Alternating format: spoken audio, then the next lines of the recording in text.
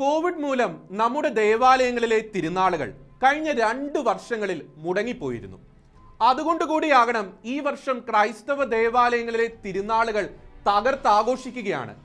Band മേളത്തിന് പുറമെ ചെണ്ടമേളവും നാസിക് ഡോളും ക്രൈസ്തവ ദേവാലയങ്ങളിൽ കയറിപ്പറ്റിയിട്ട് വർഷങ്ങളായി.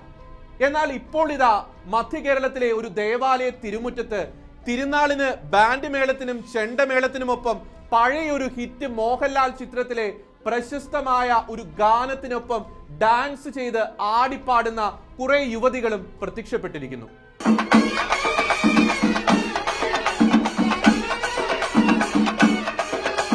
വിശുദ്ധരുടെ തിരുനാളുകൾ ആഘോഷിക്കുന്നത് വിശുദ്ധരുടെ വിശ്വാസ ചൈതന്യവും വിശുദ്ധിയും അവരുടെ ജീവിത സാക്ഷ്യവും അനുസ്മരിക്കുകയും അനുകരിക്കുവാൻ പ്രചോദിതമാകുവാനുമാണ്. ദൈവമുല്ലാത്തുന്ന ദേവാലയ തിരുമുറ്റങ്ങൾ സിനിമാ ഗാനങ്ങൾക്കൊത്ത് നൃത്തച്ചുവടുകൾ വെക്കുവാനുള്ള വേദിയാക്കി മാറ്റുന്നത് അത്യന്തം അപലപനീയമാണ്.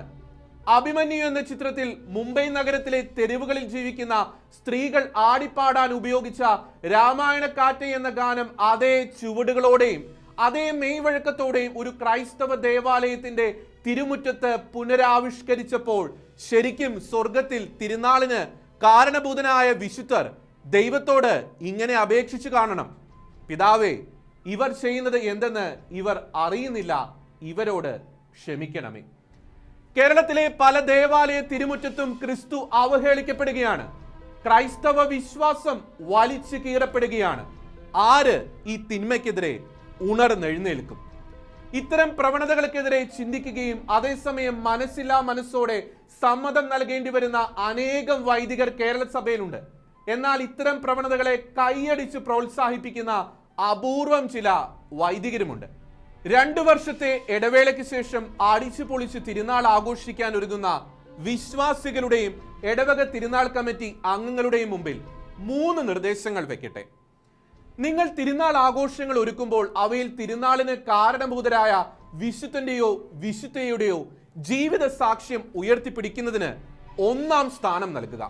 രണ്ടാമതായി, പള്ളിമുറ്റത്തൊരുക്കുന്ന വാദ്യമേളങ്ങളും കലാപരിപാടികളും ക്രൈസ്തവ ചൈതന്യത്തോട് ചേർന്ന് പോകുന്നതാണ് എന്ന് ഉറപ്പുവരുത്തുക. പല ദേവാലയങ്ങളും പിന്തുടരുന്നത് പോലെ തിരുനാൾ പ്രദക്ഷിണങ്ങളിലും പള്ളിമുറ്റങ്ങളിലും ക്രൈസ്തവ ഗാനങ്ങൾ മാത്രം ഉപയോഗിക്കുക. 3ാമതായി, ക്രൈസ്തവ വിശ്വാസ ചൈതന്യത്തെ ഉയർത്തിപ്പിടിക്കാത്ത വാദ്യമേളങ്ങളും കലാപരിപാടികളും ക്രൈസ്തവ ദേവാലയങ്ങളുടെ തിരുമുറ്റത്ത് നിന്നെങ്കിലും ഒഴിച്ചു നിർത്തുക. ഇനി അത് നടത്തിയേ പറ്റൂ എന്ന് നിർബന്ധമുണ്ടെങ്കിൽ ദേവാലയങ്ങളുടെ തിരുമുറ്റത്തിന് പുറത്തുള്ള മറ്റേതെങ്കിലും വേദി കണ്ടെത്തി അവിടെ സംഘടിപ്പിക്കുക. അത് വിശ്വാസികളുടെ നേർച്ചപ്പണം കൊണ്ടാകാതിരിക്കാനും ശ്രദ്ധിക്കുക. കാരണം ക്രൈസ്തവ വിശ്വാസത്തെയും വിശുദ്ധരുടെ ജീവിത സാക്ഷ്യത്തെയും ഉയർത്തിപ്പിടിക്കേണ്ട തിരുനാളുകൾ വഴി അത് സംഭവിച്ചില്ലെങ്കിൽ തന്നെ ക്രൈസ്തവ വിശ്വാസം അപമാനിക്കപ്പെടുകയെങ്കിലും ചെയ്യാതിരിക്കാൻ ഇത്തരം നടപടികൾ അത്യാവശ്യമാണ്. അല്ലെങ്കിൽ ക്രൈസ്തവ വിശ്വാസത്തിനു വേണ്ടി ജീവിച്ച വിശുദ്ധരെ ഇത്തരം ആഭാസങ്ങളിലൂടെ നാം അവഹേളിക്കുകയാണ് ചെയ്യുന്നത്. അങ്ങനെ അനുഗ്രഹത്തിന് പകരം ശാപം ഏറ്റുവാങ്ങുന്നവരായി നാം മാറണമോ?